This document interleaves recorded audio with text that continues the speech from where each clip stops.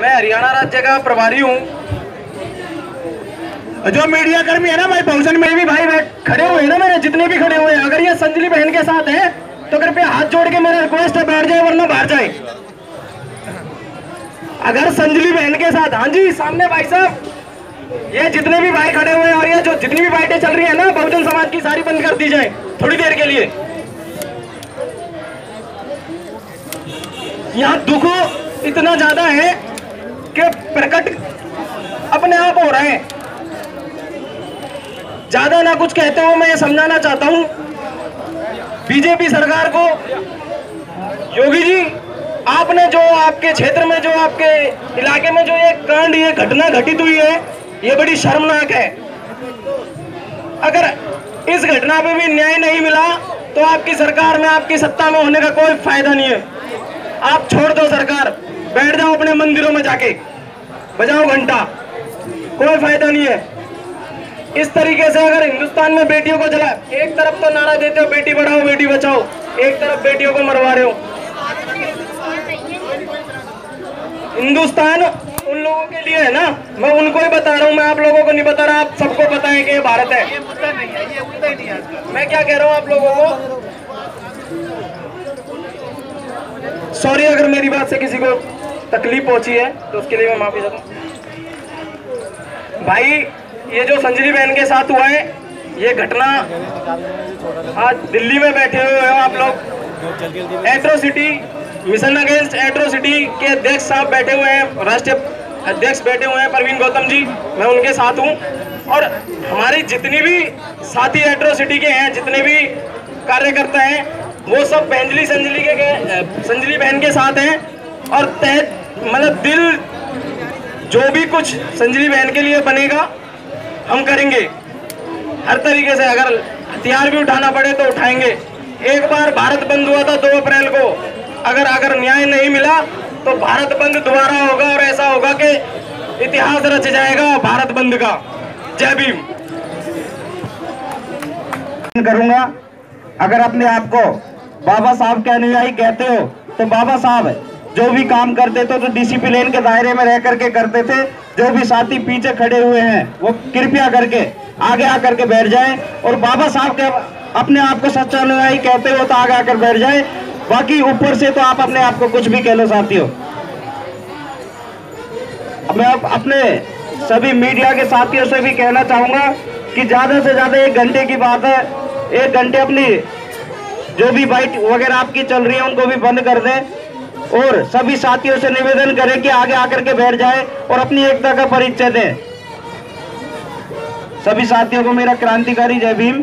जैसा कि साथियों आपको पता है कि हमारे देश में जब से बीजेपी सरकार हमारे देश में आई है, हमारी बहनों, हमारी बेटियों के ऊपर और हमारे बहुजन समाज के युवाओं के ऊपर, बहुजन समाज के ऊपर अत्याचार इतने काफी बढ़ चुके हैं।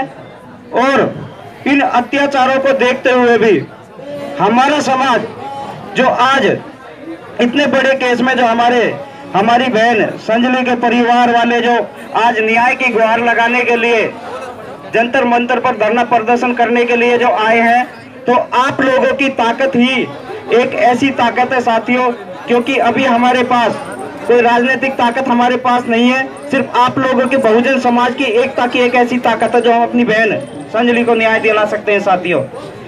मैं आपको पूर्ण रूप से, पूरी तरीके से मैं आपको बता देना चाहता हूं कि मिशन अगेंस्ट एट्रोसिटी, चाहे किसी भी तरीके की बात आती है, चाहे किसी भी हमें खून बहाना पड़े, चाहे हमें अपनी जान गंवानी पड़े, अपनी बहन संजली को न्याय दिलाने के लिए पूर्ण रूप से हम लड़ाई करने के लिए भी तैयार हैं। अगर बात आती है साथियों हथियार उठाने की भी, तो हम हथियार उठाने के लिए भी तैयार हैं, क्योंकि साथियों आप लोगों को पता होगा कि ये बीजेपी सरकार ये प्यार से मानने वाली नहीं है साथियों। आप लोगों को ये भी पता होगा कि जो भी हमारे बहुजन समाज का जो भी साथी अपने समाज की किसी भी बात को लेकर के आवाज उठाता है, तो इतनी निकम्मी सरकार है, उसी साथी को, उसी हमारे बहुजन समाज के साथी को टारगेट बना करके छोड़ देती है और कहीं ना कहीं उनको झूठे मुकदमे में फंसाने की कोशिश करती है। जैसे कि आप लोगों को पता है, हमारे भाई भीमसेना के राष्ट्रीय अध्यक्ष भाई सतपाल तंवर जी को भी कई झूठे मुकदमों में इन लोगों ने फंसाया हुआ है। और आपको ये बता देना चाहता हूँ कि मिशन अगेंस्ट एट्रोसिटी सभी संगठनों के साथ मिल करके, जितने भी बहुजन समाज के संगठन है, सभी को एक साथ कर करके कोशिश करके इन मनुवादी सरकार को वो रंग दिखा देगी इन्होंने कभी आईने में भी नहीं देखा होगा। साथियों, जैसे कि आप लोगों को पता है कि इतनी निकम्मी सरकार हो चुकी है कि जहां दिखाने के लिए अपने आप को, अपने सांसदों को अलग करके दूसरी पार्टियां भी रजिस्टर्ड करा देती है और वही सांसद बीजेपी की बात करते हैं और हमारे बहुजन समाज के लोगों को जाति सूचक शब्दों से भी अपमानित करते हैं। साथियों, जैसा कि अभी हमारे भाई सतपाल तंवर ने भी आपको बताया था, हम कैंडल मार्च निकाल रहे थे सोना में, अपनी बहन संजली को न्याय दिलाने के लिए हम कैंडल मार्च निकाल रहे थे। तो थोड़ी ही दूरी में राजकुमार सैनी जो कुरुक्षेत्र से जो सांसद है, वो अपनी एक न्याय रैली संबोधित कर रहे थे और हमारे बहुजन समाज को पूर्ण रूप से एक जाति सूचक नाम से लेकर के रैली को संबोधित कर रहे थे। जहां हमने उसकी आवाज उठाई तो साथ ही हमारे ऊपर पुलिस ने हमला भी किया और हमला करने के बाद हमने उसके खिलाफ पुलिस में एफआईआर दर्ज कराने के लिए कंप्लेंट भी दी, जो कि आज 6 से 7 दिन बीत चुके हैं। लगातार संघर्ष हमारा जारी है और मैं आपको ये भी विश्वास दिला देना चाहता हूँ और अपनी बहन संजली के परिवार को भी ये विश्वास दिला देना चाहता हूँ कि जहां हथियार उठाने की भी बात आएगी तो पूर्ण रूप से हथियार उठा करके भी अपनी बहन संजली को न्याय दिला करके रहेंगे। इसी के साथ क्रांतिकारी जय भीम, नमो बुद्धाय। सभी साथियों को जय भीम। साथियों, ये अत्याचारों की लड़ाई युग युग से होती आ रही है और अत्याचार नारी के ऊपर तो इस राज्य के अंदर इतने ज़्यादा बढ़ गए हैं। विशेषकर जो टारगेट किया जाता है, हमारे ही समाज को टारगेट किया जाता है। अब इस लड़ाई के अंदर हम चुप नहीं बैठने वाले हैं। अब शांति का समय नहीं रहा है दोस्तों। अगर अपने समाज को बचाना है, आगे बढ़ना है, अपनी बहनों को बचाना है, तो अब इन योगी भोगियों को नहीं यहाँ से भगाना पड़ेगा, वरना तो ये आप लोगों के साथ अत्याचार ऐसे ही युग युग से होते आए हैं और होते रहेंगे।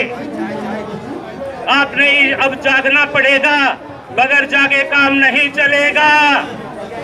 अच्छी तरह से सोच लो, जब तक ये योगी भोगियों की सरकार इस देश के अंदर रहेगी, नारी के प्रति ऐसे ही अत्याचार होते रहेंगे। पुराने समय में भी आप लोग सब अच्छी तरह से देख चुके हो। आप युग पुराने समय को उठा के देख लो। इन योगी भोगियों ने हमेशा ही माताओं बहनों के साथ क्या किया है। बड़े बड़े जो हमारे देवता कहलाते हैं, रात को अंधेरे में हमारी माताओं बहनों के साथ इन्हें कभी अच्छा व्यवहार नहीं किया है।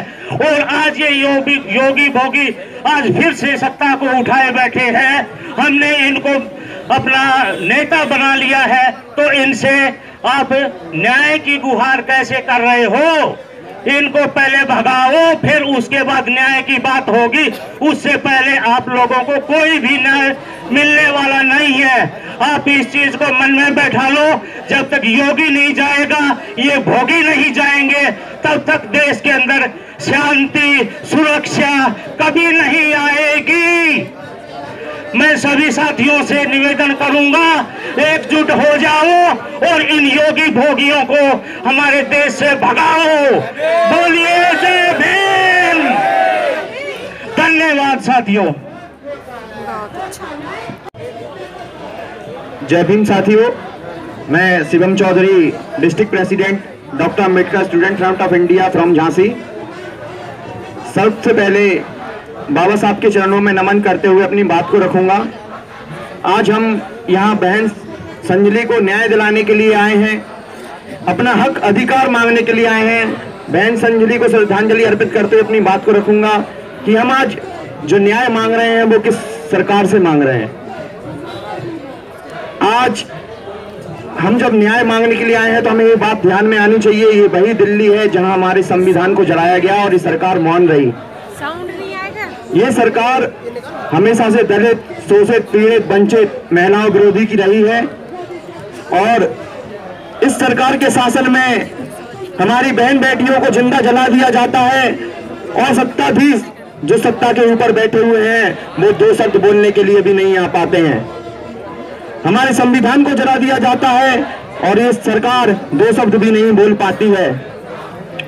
आज हम लोग अपने अधिकार मांग रहे हैं, तो मैं सबको बताना चाहता हूं कि हमें इस सरकार से अधिकार नहीं मांगने हैं, हमें अपने अधिकार खुद छीनने पड़ेंगे, अपने अधिकारों के लिए लड़ना पड़ेगा।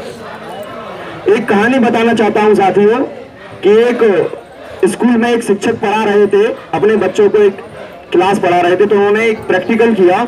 उन्होंने एक बर्तन के अंदर एक मेंढक को डाल दिया और उस बर्तन में पानी डाल दिया और उस बर्तन को फिर धीरे धीरे आग से जलाना स्टार्ट किया। सबको मेंढक की प्रवृत्ति पता है कि वो समय अनुसार, मौसम के अनुसार अपने आप को बदल लेता है। आपने देखा होगा बरसात में मेंढक खूब निकलते हैं और गर्मी और सर्दी आते ही वो छुप जाते हैं, जमीन के अंदर छुप जाते हैं। उनमें एक ऐसी ताकत होती है कि अपने शरीर का तापमान अपने हिसाब से मेंटेन कर लेते हैं। तो वो मेंढक भी अपने शरीर का तापमान अपने हिसाब से मेंटेन करता रहा। पानी धीरे धीरे गर्म होता रहा और मेंढक जो था वो अपनी शक्ति के अनुसार, अपनी शक्ति उसमें ऊर्जा अपनी खर्च करता रहा, अपने आप को उसमें परिवर्तित करता रहा। धीरे धीरे पानी गर्म होता गया और पानी खोलने लगा और धीरे धीरे उस मेंढक की मृत्यु हो गई। उस टीचर ने बच्चों से पूछा कि ये मेंढक कैसे मर गया, तो बच्चों ने बताया कि सर ये मेंढक पानी के उबलने से मर गया। तब उस शिक्षक ने बच्चों को बताया मेंढक पानी के उबलने से नहीं बल्कि खुद की गलती से मरा। तो बच्चे पूछने लगे खुद की गलती कैसी गलती? उन्होंने कहा इस मेंढक के पास एक शक्ति और थी कि चाहता तो जैसे ही पानी गर्म हो रहा था कूद के बाहर निकल सकता था, लेकिन अपने इस मेंढक ने अपनी शक्ति को कूदने में ना व्यर्थ करके अपने तापमान को अपने हिसाब से बनाने में परिवर्तन किया। और ऐसे ही आज हम लोग भी कर रहे हैं कि हम अपनी शक्ति को यहाँ वहाँ वेस्ट कर रहे हैं, यहाँ वहाँ अपने आप को डाल रहे हैं। कोई बीजेपी में जा रहा है, कोई कांग्रेस में जा रहा है। हमें अपनी शक्ति को समझना है। हमें इन पार्टियों को, जो मनुवादी व्यवस्था की पार्टी है, इनको छोड़कर एक झंडा, एक डंडा, एक एजेंडा के साथ एक साथ खड़ा होना पड़ेगा। साथियों, ये सरकार न लड़ने से डरती है, ना मरने से डरती है, ना धरना प्रदर्शन से डरती है, सरकार से गिरने से डरती है। 2019 का चुनाव आने वाला है साथियों। अगर इस सरकार को हमने गिरा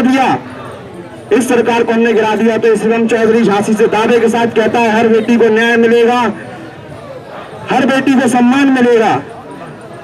आज खेत पे किसान मर रहा है, सीमा पे जवान मर रहा है, बेरोजगार नौजवान मर रहा है, और बहन संजली का यहाँ परिवार बैठा है। उन परिवार की क्या स्थिति है आप सब देख रहे हैं कि इस परिवार ने अपनी एक बहन को, एक बेटी को खोया है। इस परिवार के साथ दासपी के पूरे परिवार की संवेदनाएं हैं। जहां ये परिवार बोलेगा हम बेटी को न्याय दिलाने के लिए वहां जाएंगे, संघर्ष करेंगे, इन सत्ताधीशों को इनकी औकात बताएंगे। जो सरकार निकम्मी है वो सरकार बदलनी है, जो सरकार निकम्मी है वो सरकार बदलनी है, जो सरकार निकम्मी है वो सरकार बदलनी है। जो बहन बेटी को बचाएगा वोट उसी को जाएगा, जो बहन बेटी को बचाएगा वोट उसी को जाएगा, जो बहन बेटी को बचाएगा वोट उसी को जाएगा। बस भाई, इसी बात के साथ अपनी वाणी को विराम देता हूँ।